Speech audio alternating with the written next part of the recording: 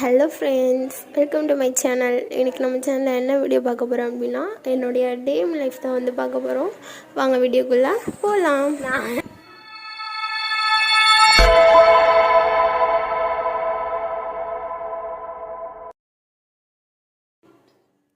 First காலைல எழுந்திரிச்சோடனே நான் என்னோடய வேலை எல்லாத்தையும் முடிச்சுட்டு அப்புறமா ஃபஸ்ட்டு வந்து கோழி திறந்தோட தான் வந்தேன். கோழி எல்லாத்தையும் ஒன்று ஒன்றா வந்து திறந்து விட்டாச்சு.